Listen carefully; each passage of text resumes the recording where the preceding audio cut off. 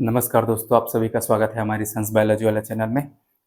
आज हम एक नया चैप्टर चालू करने वाले हैं, वो है एवोल्यूशन, है ना। चैप्टर 7 है एनसीईआरटी का, आपका बायोलॉजी 12th का। तो एवोल्यूशन के बारे में आज हम अच्छे से समझेंगे, आखिर क्या होता है एवोल्यूशन और इसमें हम क्या चीज़ें डिस्कस करेंगे, है ना। तो नॉर्मल इसका अर्थ समझ लेते हैं। एवोल्यूशन का मतलब आप क्या समझते हो? एवोल्यूशन से आप क्या समझते हो? सिंपल। तो एवोल्यूशन को हिंदी में बोला जाता है भाई, क्या? विकास बोलते हैं। क्या बोलते हैं? विकास। ठीक है, ये हो गया विकास। विकास का मतलब होता है बेहतर होना, है ना, बेहतर बनना। नॉर्मल हम जैसे पहले थे वैसे न रह के उससे विकसित जीव बने, ऐसा। तो विकास का मतलब यही होता है, क्या बनना? बेहतर बनना, बेहतर बनना। ठीक है, तो ये है एवोल्यूशन, सिंपल। ठीक है। अब एवोल्यूशन जो है वो एक परमानेंट प्रोसेस है, वो कभी भी ऐसा रिवर्स में नहीं चलता कि पहले आप एक सेल वाले जीव थे, उसके बाद आप दो सेल वाले जीव बने, उसके बाद फिर से वापस एक सेल वाले बन जाओगे, ऐसा नहीं, है ना। अगर एवोल्यूशन हो रहा है तो हमेशा कैसा होगा भाई? परमानेंट। कैसा रहेगा? परमानेंट। परमानेंट, ठीक है। कोई आप में इसको ऐसा रिवर्सिबल प्रोसेस नहीं दिखेगा, ठीक है। ये इरिवर्सिबल होता है, तो ये परमानेंट होता है एवोल्यूशन। परमानेंट चेंज आते हैं इसमें। ठीक है, क्लियर। तो ये है आपका एवोल्यूशन, सिंपल समझने के लिए है। एवोल्यूशन शब्द का मतलब क्या होता है कि हम अपने आप को बेहतर बनाने की कोशिश करते हैं, वह प्रक्रिया कहलाती है क्या? एवोल्यूशन या फिर विकास। ठीक है, सिंपल। तो डेफिनेशन इसका क्या बोलता है? सिंपल सी बात है कि जो जीव हैं या फिर नॉन लिविंग थिंग्स हैं, है ना, जीव या फिर निर्जीव चीजें, वो क्या है? विकसित हो रही हैं, है ना, धीरे धीरे। जैसे पहले रूप में कोई था, अब उस रूप में नहीं है, कोई अलग रूप धारण कर चुका है। ठीक है, पहले से विकसित हो गया है। तो ऐसे यहाँ पर हम चीजों के बारे में डिस्कस करेंगे। तो लिविंग थिंग्स में हम सेल वगैरह की बात करेंगे, सिंपल, है ना। नॉन लिविंग थिंग्स में यहाँ पर कुछ चीजें डिस्कस करेंगे, जैसे पृथ्वी के बारे में। पृथ्वी पहले कैसा था, अब कैसे हो गया है। यूनिवर्स वो कैसा था, अब कैसे हो गया है। तो ऐसे इसके बारे में हम डिस्कस करेंगे। छोटा छोटा पॉइंट है, ज्यादा आपको टेंशन लेने की जरूरत नहीं है, अब मजा भी आएगा आपको पढ़ने में। ठीक है, तो सिंपल डेफिनेशन समझ गए। The gradual process of change and development of living and non living things. ठीक है, कि हम ये जो एवोल्यूशन पढ़ेंगे वो फास्ट प्रोसेस है क्या? नहीं, ये ग्रेजुअल प्रोसेस है, स्लो प्रोसेस है, धीरे धीरे होता है। और ये कैसा रहता है? परमानेंट। कैसा है? परमानेंट है। तो ये आप ध्यान में रखेंगे, ठीक है। तो यहाँ पर ये जो शब्द है एवोल्यूशन, टर्म दिया गया था हर्बर्ट स्पेंसर के द्वारा। ठीक है, तो आप मार्क करके रखेंगे, ये जो शब्द है वो किसके द्वारा दिया गया? हर्बर्ट स्पेंसर के द्वारा। ठीक है, अब इसमें हम इस चैप्टर में बेसिकली हम दो चीजें डिस्कस करेंगे। एक है ओरिजिन और एक है एवोल्यूशन। मतलब कोई चीज अगर हम बोल रहे हैं कि विकसित हो रही है, तो सबसे पहले उसका ओरिजिन तो जानना पड़ेगा भैया। अगर आपको उत्पत्ति ही नहीं मालूम तो आप उसको कैसे बताओगे कि बिना उत्पत्ति के इससे आपने ये ऐसा विकसित जीव बना लिया है करके। सबसे पहले आप अगर एक इंसान की बात करो तो इसकी उत्पत्ति के बारे में सबसे पहले वापस जाओ। आप एक सेल कैसे बना उसके बारे में डिस्कस करो, है ना। एक सेल था, उस सेल से एक विकसित जीव कैसे बना वो देखेंगे, है ना। एक सेल आखिर बना तो बना कैसे, तो वही चीजें यहाँ पर हम देखेंगे। तो सबसे पहले हम क्या डिस्कस करेंगे? ओरिजिन। क्या डिस्कस करेंगे? ओरिजिन। ओरिजिन का मतलब होता है उत्पत्ति। उत्पत्ति, ठीक है। उत्पत्ति डिस्कस करेंगे तो ओरिजिन में क्या है? सिंपल, हम यूनिवर्स के बारे में देखेंगे, गैलेक्सीज के बारे में, अर्थ के बारे में, लाइफ फॉर्म्स पहले आया उसके बारे में, और जो सेलुलर लाइफ आई उसके बारे में। तो सबसे पहले यूनिवर्स जो बना था, है ना, क्योंकि हम इससे ऊपर और कुछ डिस्कस करते हैं क्या? हम केवल ये जानते हैं कि सबसे ऊपर अगर मैक्सिमम सोच के रखें तो ब्रह्मांड है। ब्रह्मांड से ऊपर और कुछ ऐसे मालूम है क्या? अगर कुछ मालूम होगा तो आप बिल्कुल कमेंट कीजिए इसके बारे में, है ना। लेकिन हम जो जानते हैं वो क्या है? यूनिवर्स। यही सबसे बाहरी चीज है जिसके बारे में हम ऐसे पढ़े हैं, सुने हैं यूनिवर्स के बारे में। इसके बाहर और कुछ नहीं जान रहे। तो सबसे पहले हम यूनिवर्स कैसे बना वो देख लेंगे, है ना। उसके बाद यूनिवर्स जो है वो बहुत सारे गैलेक्सी से मिलकर बना होता है, तो गैलेक्सी के बारे में भी देख लेंगे, है ना, कि गैलेक्सी की उत्पत्ति कब हुई थी, है ना। अब गैलेक्सीज में हमारा जो गैलेक्सी है जिसको हम मिल्की वे बोलते हैं, है ना, तो उसमें हमारा जो प्लेनेट है अर्थ, उसके बारे में देखेंगे कि अर्थ की उत्पत्ति मतलब पृथ्वी की उत्पत्ति कब हुई थी। अब इस पृथ्वी में ही लाइफ फॉर्म है, ऐसा हम लोग मानते हैं, है ना। तो लाइफ फॉर्म की उत्पत्ति हुई तो उसके बारे में देखेंगे कि पहला लाइफ फॉर्म जो हुआ वो नॉन सेलुलर था कि सेलुलर था, है ना। अगर वो नॉन सेलुलर था तो आखिर उसकी उत्पत्ति किसमें हुई, है ना। तो वो तो सिंपल यहाँ पर हम देखते हैं यूनिवर्स की उत्पत्ति हुई थी 20 बिलियन साल पहले। तो ये आप मार करके रखें बिल्कुल, है ना। 20 बिलियन ईयर्स एगो इसकी उत्पत्ति हुई थी यूनिवर्स की। ये 20 बिलियन लगभग लगभग कितने हैं, 2000 करोड़, ठीक है, ये 2000 करोड़। तो ये 20 बिलियन साल पहले यूनिवर्स की उत्पत्ति, बिलियन साल पहले, ठीक है। अब उसके बाद हम देखेंगे यूनिवर्स की उत्पत्ति हुई तो वो यूनिवर्स में बहुत सारी गैलेक्सीज मिलती हैं। तो गैलेक्सीज की उत्पत्ति कब हुई, 4.6 से 4.7 बिलियन साल पहले। कितना, 4.6 से 4.7 बिलियन साल पहले, ठीक है। तो ये ध्यान में रखेंगे। उसके बाद इस गैलेक्सीज में हमारा जो प्लेनेट है जिसमें हम लाइफ फॉर्म के बारे में बात करते हैं वो है अर्थ, हमारी पृथ्वी। इसकी उत्पत्ति कब हुई, 4.5 बिलियन साल पहले, ठीक है। समझ रहे हैं ना, सिंपल ये डाटा है, आपको इसके बारे में ध्यान में रखना ही है, इसको आप इधर उधर ना करेंगे। सिंपल, सबसे पहले यूनिवर्स, उसके बाद गैलेक्सी, उसके बाद पृथ्वी, है ना। तो पृथ्वी की उत्पत्ति हो गई 4.5 बिलियन साल पहले। अब लाइफ फॉर्म है तो इसकी उत्पत्ति ऐसा बोला जाता है कि जब पृथ्वी की उत्पत्ति उसके 500 मिलियन साल बाद लाइफ फॉर्म आया।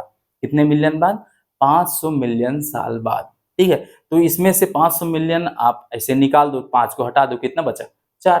तो यही यहाँ पर लिखा हुआ है कि 4 बिलियन साल, 4 बिलियन साल पहले पहला लाइफ फॉर्म आया, है ना। पहला लाइफ फॉर्म आया कितने साल पहले, 4 बिलियन साल पहले, ठीक है। इसको आप करोड़ में काउंट करना है तो ऐसे कर सकते हो, है ना। 400 करोड़, 400 करोड़, सिंपल। 400 करोड़ साल पहले पहला लाइफ फॉर्म आया। और जो लाइफ फॉर्म पहला आया था वो था नॉन सेलुलर। कैसा था, नॉन सेलुलर, मतलब जिसके पास सेल नहीं था, ठीक है। अब इसकी उत्पत्ति हुई पानी में, किसमें हुई, पानी में। तो ये पानी में याद रखेंगे आप, ये पानी में इसकी उत्पत्ति हुई थी, ठीक है। तो सिंपल आप ये चीज अपने यहाँ जो दैनिक जीवन है उसमें भी आप देख सकते हो कि अगर आपने ये चना वगैरह लिया, उसको आप ऐसे ही ना छत वगैरह में से डाल दो, सूखा है ना जमीन, वहां गीला नहीं है कुछ भी, है ना। तो वहां पर वो चना उगेगा क्या, क्योंकि वहां पानी नहीं है ना। बोला जाता है ना जल ही जीवन है, किस लिए बोला जाता है, ध्यान से सुनना। अगर आपने ऐसी छत में डाल दिया तो वो क्या होगा, वहां पर वो उसमें ऐसा कुछ जड़ी वगैरह आता है ना, जो उसके रूट वगैरह निकलते हैं, जर्मिनेशन होगा उसमें, बिल्कुल नहीं, क्योंकि वहां पर क्या नहीं है, पानी नहीं है। लेकिन उसी छत में आपने ऐसे पानी डाल दिया, ऐसे चने को फिर ऐसे फेंक दिया, है ना, तो वहां पर नमी है। तो नमी को एब्जॉर्ब करके वहां पर आप देख सकते हो जो चना डाले उसमें जर्मिनेशन हो जाता है, अंकुरित हो जाता है। क्यों, क्योंकि पानी से क्या हो जाता है, वो ऐसे जिंदा हो जाता है। तो पानी के बिना जीवन संभव नहीं है। इसलिए हम ये बोलते हैं कि पहला जो सेल बना होगा या फिर पहला जो जीवन बना होगा वो किसमें बना होगा, पानी में। बिना पानी के हम जीवन की कल्पना नहीं कर सकते। सिंपल ऐसा ही होता है क्या, चावल वगैरह भी आप देख सकते हैं, चावल अगर बोरी में ऐसे सूखा पड़ा हुआ है, उसमें कभी देखिए बैक्टीरिया लग गया भैया, फफूंद लग गया उसमें ऐसे करके, ऐसे कुछ होता है नहीं। लेकिन जैसे ही आप चावल को पकाते हो वो गीला हो जाता है ना। उसके बाद उसको आप ऐसे ही रख दोगे तो उसमें नमी आ गई है, चावल में पानी डाल दी है तो, है ना। अब उसमें क्या होता है, फिर फफूंद लगने लगता है बाद में, 2 दिन 4 दिन ऐसे आप देखोगे, उसको ऑब्जर्व करोगे, उसमें फफूंद आने लगता है ना। तो ये सब चीजें तब पॉसिबल है जब पानी हो। अगर पानी नहीं है तो जीवन भी संभव नहीं है, ठीक है। तो सिंपल ये हो गया। अब पहला लाइफ फॉर्म नॉन सेलुलर था, 4 बिलियन साल पहले आया। उसके बाद सेलुलर फॉर्म, मतलब सेल के पास 2 प्रकार के सेल रहते हैं, प्रोकैरियोटिक और यूकैरियोटिक। तो प्रोकैरियोटिक सेल जो है वो प्रिमिटिव सेल है, पुराना सेल है। सबसे पहले अगर पूछा जाए दोनों में से कौन सा सेल आया, तब क्या बोलोगे, प्रोकैरियोटिक सेल। तो प्रोकैरियोटिक सेल आया, उसके बाद यूकैरियोटिक सेल आया, ठीक है। तो सेलुलर फॉर्म ऑफ लाइफ है। तो प्रोकैरियोटिक सेल जो आया, ये आया था 3 बिलियन ईयर्स एगो, ठीक है। ये है 3 बिलियन ईयर्स एगो, ठीक है। सिंपल, पहला जो सेल बना प्रोकैरियोटिक सेल, है ना, वो 3 बिलियन ईयर्स एगो। उसके बाद जो यूकैरियोटिक सेल आया वो कैसा था भाई, वो यूकैरियोटिक सेल मतलब विकसित सेल, है ना। ये प्रोकैरियोटिक सेल मतलब प्राचीन सेल, पुराने जमाना का सेल। यूकैरियोटिक मतलब एक विकसित सेल की बात करने जिसमें न्यूक्लियस वगैरह सब मिलता है, ऐसा। तो ये आया था 1.5 बिलियन ईयर्स एगो।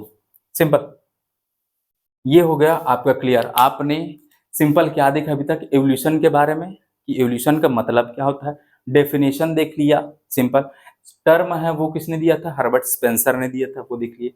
फिर हम बात करें ओरिजिन की, कि जो चीजें ओरिजिनेट हुई, मतलब एक जीवन को बनाने के लिए क्या क्या चीजें बनी, वो तो वो क्या था, सबसे पहले यूनिवर्स देखिए, यूनिवर्स बना 20 बिलियन साल पहले, गैलेक्सी बना 4.6 से 4.7 बिलियन साल पहले, अर्थ की उत्पत्ति, ये इंपॉर्टेंट है ना, ये पृथ्वी की उत्पत्ति और ये यूनिवर्स, ये बहुत इंपॉर्टेंट है, तो ये मार करके रखेंगे।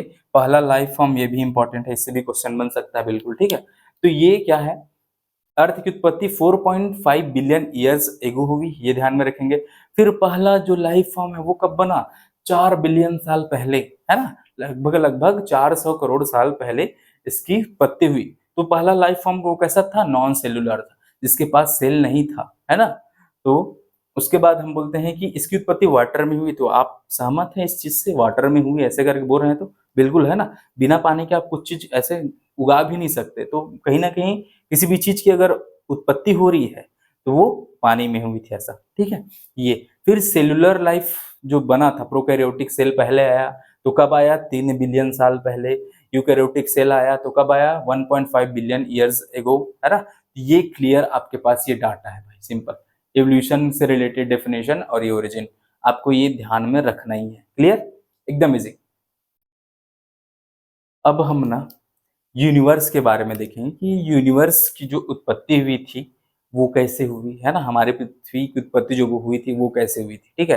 तो हम इसके बारे में छोटा, मतलब एक छोटा रूप जानेंगे, बस ऐसा मान लो, इसको डिटेल में नहीं देखेंगे कि यहाँ यहाँ पर ऐसा हुआ, ये चीजें बनी, ऐसा कुछ नहीं। इसकी उत्पत्ति से रिलेटेड कुछ चीजें वो जानेंगे। उसके बाद ये जो सेलुलर लाइफ आई थी वो कैसे आई थी उसके बारे में डिस्कस करेंगे। तो सबसे पहले जान लेते हैं यूनिवर्स है क्या चीज, ठीक है। तो चलिए, तो चलिए यूनिवर्स की उत्पत्ति कैसे हुई है देखते हैं, है ना। ध्यान से सुनिएगा। ऐसा माना जाता है, आपके एनसीईआरटी में दिया है ना, तो उसको एकदम नोट डाउन कीजिएगा, है ना, कि यूनिवर्स की उत्पत्ति से संबंधित बहुत सारे सिद्धांत थे।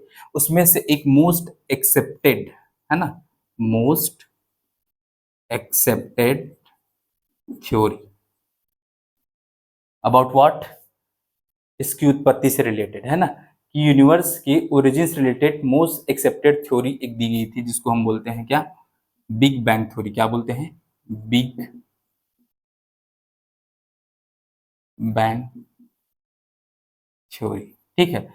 अब ये जो थ्योरी है वो दिया गया था किसके द्वारा, एक साइंटिस्ट है ना, एबे लेमेट्रे, ठीक है। ये इसके द्वारा दिया गया था बिग बैंग थ्योरी, है ना। तो ऐसे कई बार जॉर्ज लेमेट्रे करके भी कुछ आता है, तो ये आप ध्यान में रखेंगे ना, एबे लेमेट्रे के द्वारा ये थ्योरी दिया गया था, ठीक है, बिग बैंग थ्योरी। ये है मोस्ट एक्सेप्टेड थ्योरी किसके बारे में, यूनिवर्स के ओरिजिन के बारे में, ठीक है। तो ये थ्योरी, इस थ्योरी के अनुसार से क्या है, ध्यान से सुनिएगा, है ना, जो यूनिवर्स है इसकी उत्पत्ति हुई कैसे, यहाँ पर एक आउटलाइन बना लेते हैं ना, ध्यान से सुनिए। यहाँ पर एक आउटलाइन बना लेते हैं, ठीक है, सिंपल, ध्यान से सुनिए। यूनिवर्स है तो उसकी उत्पत्ति से पहले वो क्या था, सबसे पहले ध्यान से, ऐसा बोला जाता है पहले एक कोई डार्क मैटर था। क्या था, डार्क मैटर, है ना, जो कि बहुत ज्यादा घना था, बहुत ज्यादा डेंस था, एक डार्क मैटर था जो बहुत ज्यादा, क्या था ये, डेंस, बहुत ज्यादा घना था, ठीक है। अब ऐसा बोला जाता है इस डार्क मैटर में बहुत बड़ा विस्फोट हुआ, ब्लास्ट हुआ, है ना, बहुत ज्यादा डेंस था तो इसमें क्या हुआ, एक विस्फोट हुआ। अब इस डार्क मैटर में जो विस्फोट हुआ, क्या हुआ, विस्फोट, ब्लास्ट, ब्लास्ट जब हुआ तो इस ब्लास्ट के फलस्वरूप क्या बना मालूम, एक यूनिवर्स का निर्माण हुआ। किसका निर्माण हुआ, यूनिवर्स, एक ब्रह्मांड का निर्माण हुआ। तो एक डार्क मैटर था, उसमें क्या हुआ, ब्लास्ट हुआ, फिर क्या बना, यूनिवर्स बना। तो यूनिवर्स कब बना, तो ये ईयर लिखा हुआ है, तो ये आप लोग नोट कर लेंगे बिल्कुल, है ना। तो जब यूनिवर्स बना, है ना, तो यूनिवर्स उस टाइम पे क्या था, किससे बना था, सिंपल, यूनिवर्स क्या है, ये बहुत सारे गैसेस, प्लैनेट, गैलेक्सीज का एक समूह है, क्लस्टर है। किसका? किसका क्लस्टर है? गैलेक्सीज का क्लस्टर, पूरा समूह है ना। बहुत सारे गैलेक्सीज इसके अंदर मिलते हैं। तो ऐसा ये यूनिवर्स, इसका बहुत सारा समूह है, तो ऐसे बना हुआ था। अब यूनिवर्स क्या हुआ, जब ये ब्लास्ट हुआ, यूनिवर्स बना, तो ब्लास्ट हुआ मतलब चीजें पास पास आ रही है कि दूर दूर जा रही है? दूर दूर जा रही है। तो ये जब ब्लास्ट हुआ तो माहौल गर्म रहेगा कि नहीं रहेगा? बिल्कुल गर्म रहेगा, है ना। ब्लास्ट हुआ है भाई, कोई मजाक थोड़ी हुआ है, माहौल गर्म रहेगा। तो यहाँ का पूरा माहौल कैसा था? गर्म था। तो धीरे धीरे ये चीजें जैसे दूर जाती गई, इसको आप ऐसे समझिए, आपके पास एक कंचा है, कंचे को आपने जोर से ऐसे हथौड़ी से मारा, तो चीजें उसमें जो कांच के टुकड़े हैं वो इधर उधर ऐसे बिखर जाएंगे ना? नहीं बिखरेंगे? बिल्कुल बिखरेंगे, है ना। तो वैसे ही जब हमने किसी एक चीज को ऐसे मारा, इसमें जब ब्लास्ट हुआ, तो ऐसे वो वैसे फैलने लगा। क्या है? कैसे होने लगा? वैसे फैलने लगा। तो वैसे ही ये फैल रहा है यूनिवर्स, ठीक है, ऐसे। तो ये एक्सपेंड हो रहा था। क्या हो रहा था? एक्सपेंड, ठीक है।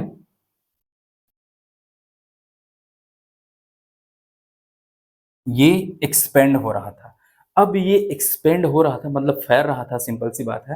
तो आप क्या देखते हो, कोई चीजें जब फैलती है ना, तो वो क्या होता है, वो ठंडा होते जाता है। जैसे जैसे फैल रही थी, ये कैसा होने लगा था? ठंडा होने, कूल डाउन होने लगा था, है ना।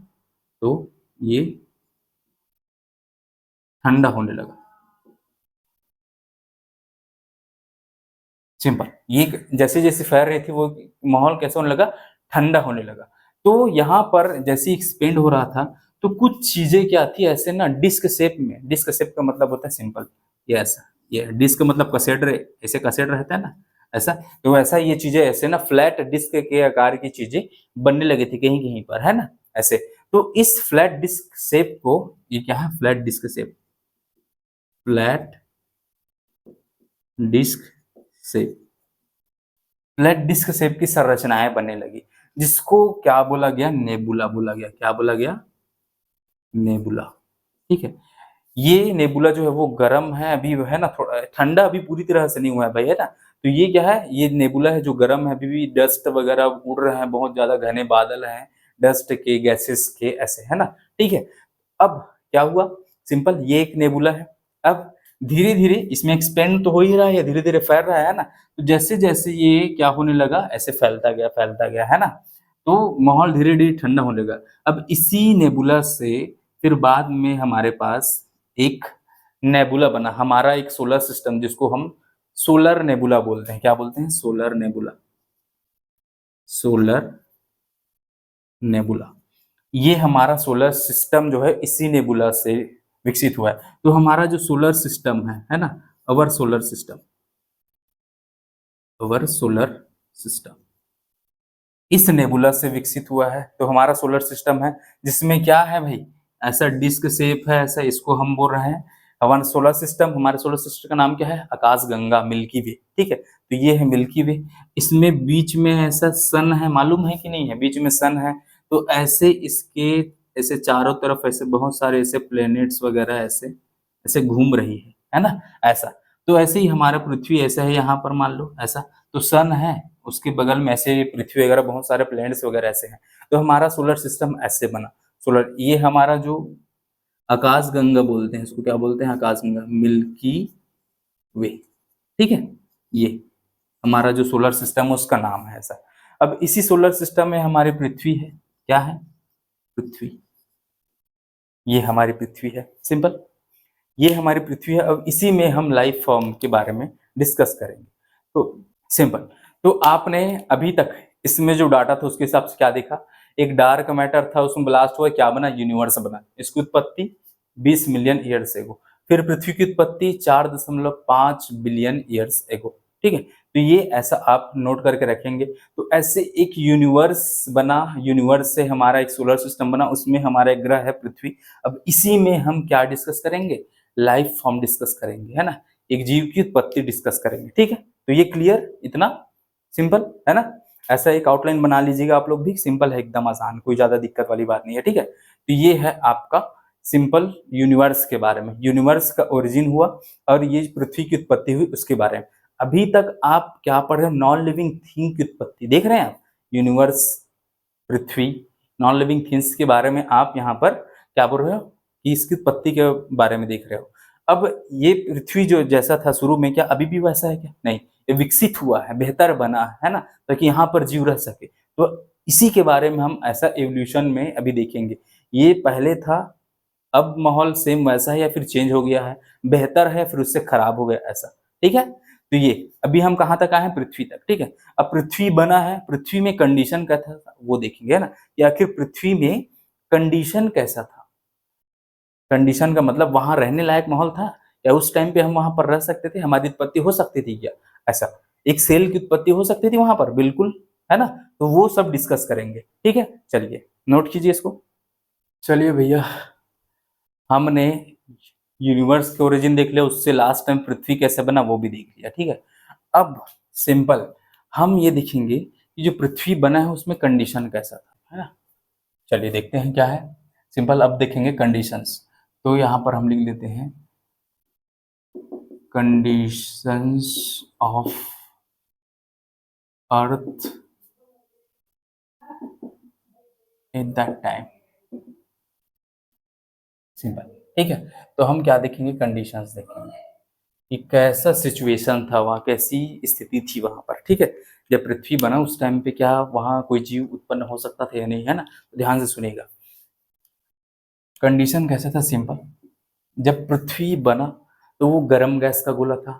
क्या था, गर्म गैस का गोला, ताजा ताजा बना है ना, तो गर्म गैस का गोला था, मतलब टेम्परेचर बहुत ज्यादा है ना, टेम्परेचर बहुत ज्यादा है, सिंपल। तो यहाँ पर हम लिखेंगे टेम्परेचर।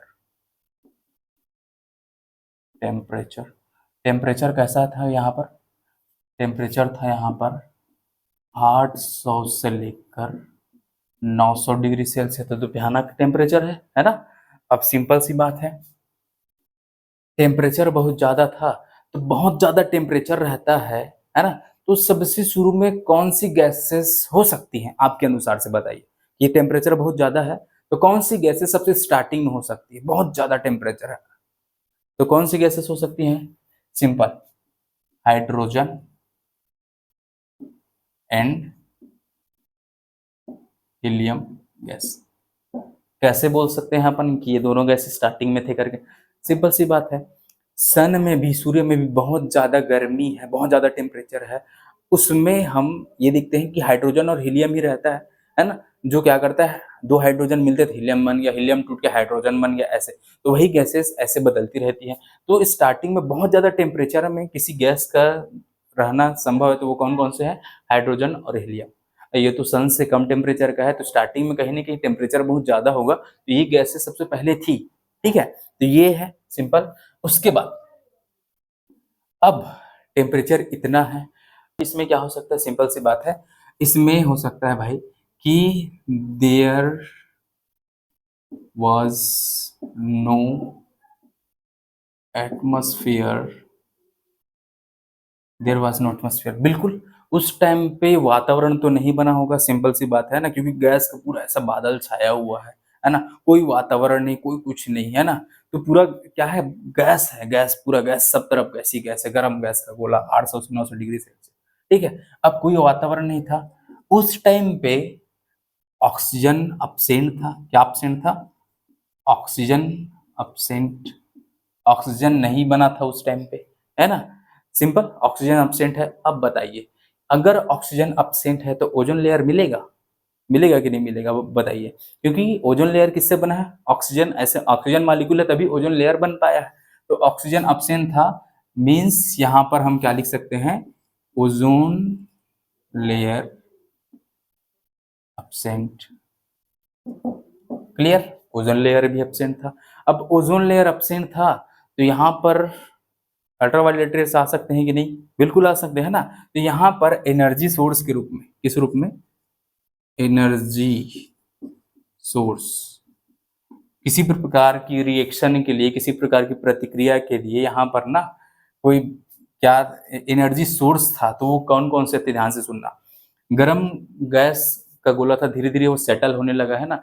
तो वहां पर ना क्या होने लगे, वो धीरे धीरे वो वोल्केनिक इरप्शंस होने लगे, है ना, जो ज्वालामुखी उद्गार बोलते हैं जिसको, ज्वालामुखी फटने लगा, बहुत हीट, तो हीट रिलीज होने लगा एनर्जी के रूप में, है ना। तो यहाँ पर पहला क्या है, वोल्केनिक, वोल्केनिक इरप्शन, जिससे क्या रिलीज होता था, हीट, हीट एनर्जी के रूप में हीट, हीट रिलीज होता था। ठीक है, ये दूसरा एनर्जी का सोर्स है आपका थंडरिंग। थंडरिंग का मतलब बिजली का चमकना, लगातार बिजली चमक रहा है भाई, है ना। तो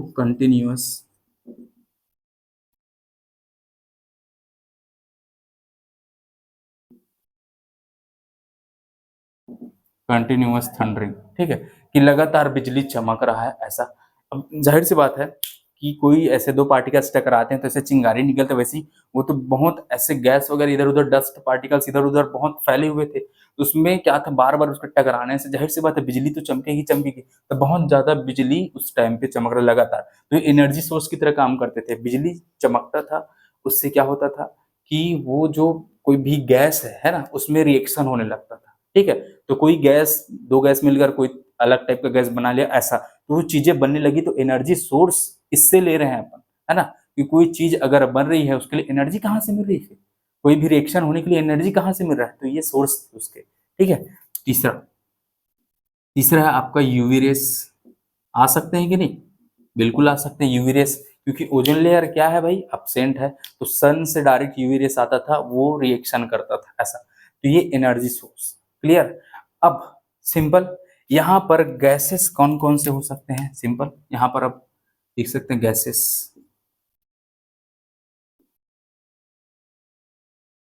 गैसेस कौन कौन से हो सकते हैं, तो सबसे पहले ये तो लिखेंगे लिखेंगे, hydrogen and helium, hydrogen and helium, ये तो लिखना ही है अपने को, इसको तो छोड़ना नहीं है ना। उसके अलावा क्या था, अमोनिया, मेथेन, अमोनिया, मेथेन, और क्या था, हाइड्रोजन हीलियम अमोनिया मेथेन, और था वाटर वेपर, H2O वेपर, है ना, वेपर के फॉर्म में था पानी, ठीक है। तो ये ऐसे गैस है यहाँ पर, सिंपल, ये सब गैसेस हैं। अब देखिए ध्यान से सुनेगा, वाटर वेपर के रूप में है ना, किस रूप में है, वेपर के रूप में।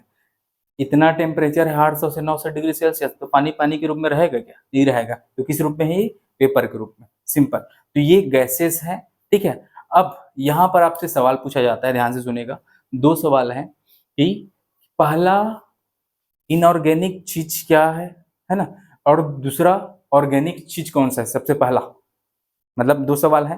पहला सवाल क्या है कि पहला इनऑर्गेनिक चीज जो बना वो कौन सा है ना, और जो ऑर्गेनिक चीज बना सबसे पहले वो कौन सा है। तो सबसे पहले यहाँ लिख देते हैं, यहाँ पर लिखते हैं ना, यहाँ पर फर्स्ट इनऑर्गेनिक लिखते हैं, पहले इनऑर्गेनिक बनेगा तभी तो ऑर्गेनिक बनाओगे, इनऑर्गेनिक,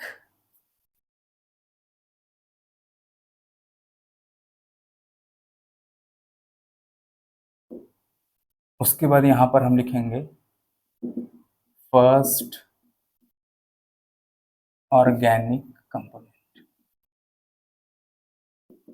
ठीक है।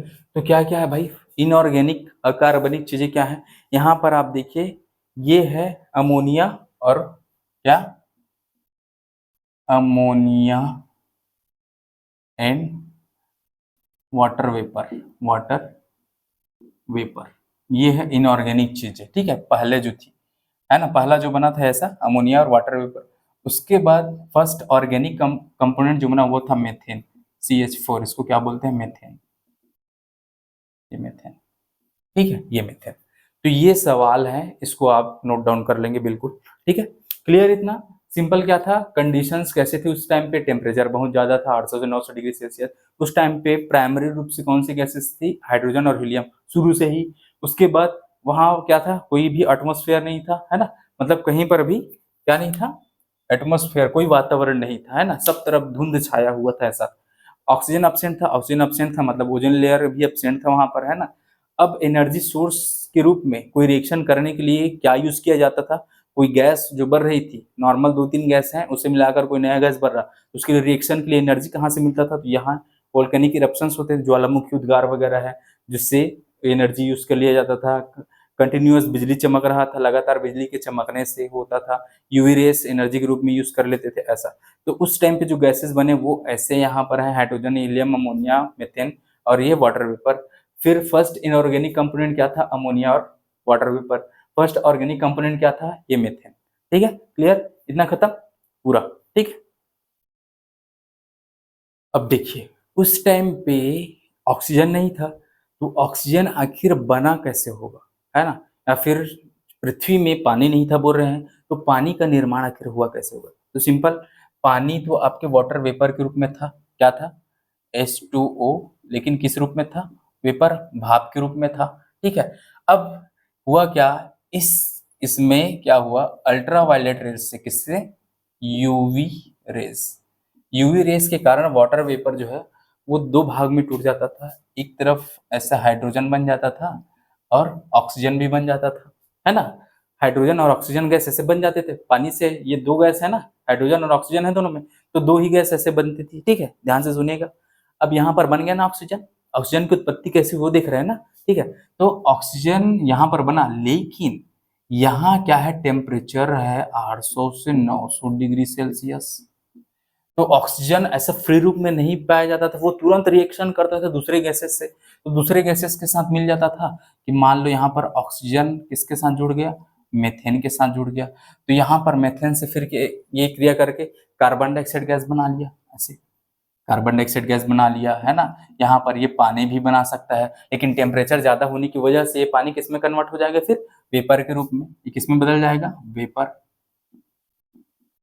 वेपर के रूप में, ठीक है? फिर यहाँ पर ऑक्सीजन अमोनिया वगैरह से क्रिया करता था, फिर ये ऐसे अमोनिया के मतलब नाइट्रोजन के ऑक्साइड बनाता था,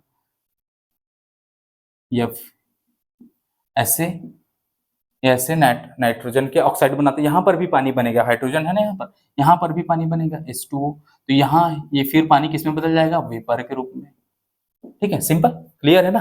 देखिए यहाँ पर क्या हो रहा है, ध्यान से सुनिएगा। जो वाटर वेपर है, वो क्या हुआ, अल्ट्रावायलेट रेस की सहायता से ऐसे दो गैसेस में टूट रहा है, तो ऑक्सीजन मर रहा है, क्लियर, ऑक्सीजन बढ़ रहा है, लेकिन टेम्परेचर ज्यादा होने की वजह से क्या होता है, ये दूसरे गैसेस से, मेथेन से, अमोनिया से क्रिया करके दूसरे गैसेस का निर्माण कर रहा है ना? और वो दूसरे पदार्थों का निर्माण कर रहा है। अब इससे वाटर वेपर भी बन रहा है, ध्यान से सुनिएगा। तो ये चीजें लगातार ऐसे होती रही, चलती रही, है ना? तो धीरे धीरे टेम्परेचर जब कम होते गया, है ना, तो जो वेपर है वो क्या होने लगा, धीरे धीरे सेटल होने लगा, नीचे बैठने लगा, ठीक है?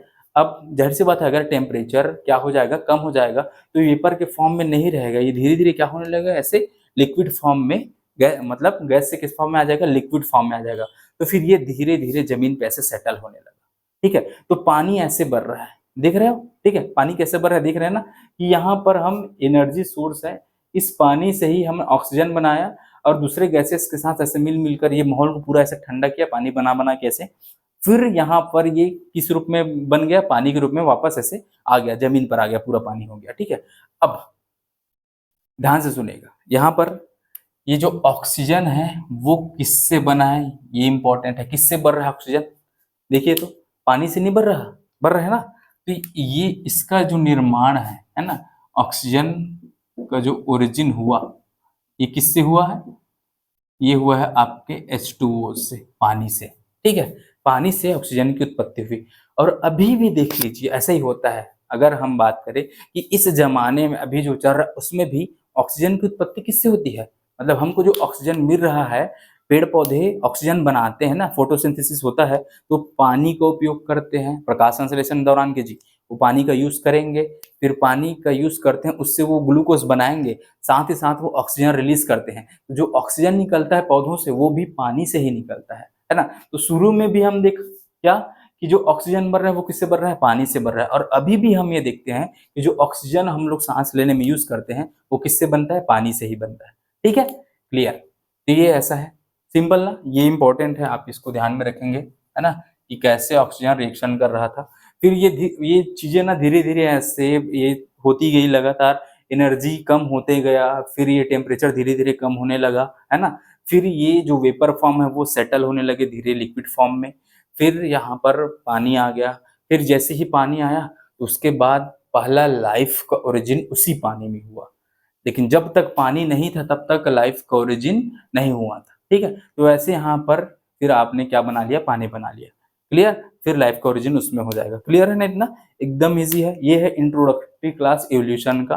फिर हम ओरिजिन ऑफ लाइफ से संबंधित बहुत सारे थ्योरीज पढ़ेंगे कि जीवन की उत्पत्ति आखिर हुई कैसे, है ना? कि जो जीवन आया, पहला जो सेल बना होगा, जिसको हम पहले हम बोल रहे हैं कि नॉन लिविंग पहले, नॉन सेल्युलर पहले बना, उसके बाद फिर सेल आया, तो वो चीज़ें आखिर बनी तो बनी कैसे? ठीक है? इसमें आप देख सकते हैं, इसमें है ना एक सवाल आता है सिंपल कि प्रिमिटिव प्रिमिटिव टाइम में उस टाइम में जब पृथ्वी ये ऐसा बन रहा था उस टाइम पे, है ना? जब क्या था, ये प्रिमिटिव एनवायरनमेंट जो था ना, वहाँ का माहौल कैसा था? रिड्यूसिंग टाइप का था।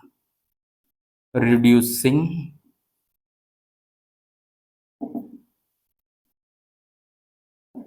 कैसा था? रिड्यूसिंग एनवायरनमेंट था, है ना?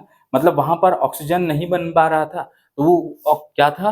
वो रिड्यूसिंग एनवायरनमेंट था, ठीक है? तो ये इम्पोर्टेंट है बहुत ज़्यादा कि प्राचीन जो समय था, पृथ्वी पर जो वातावरण था वो कैसा था? रिड्यूसिंग टाइप का था, है ना? ऑक्सीडेटिव नहीं था, कैसा था? रिड्यूसिंग टाइप का था। तो ये आप बिल्कुल ध्यान में रखेंगे।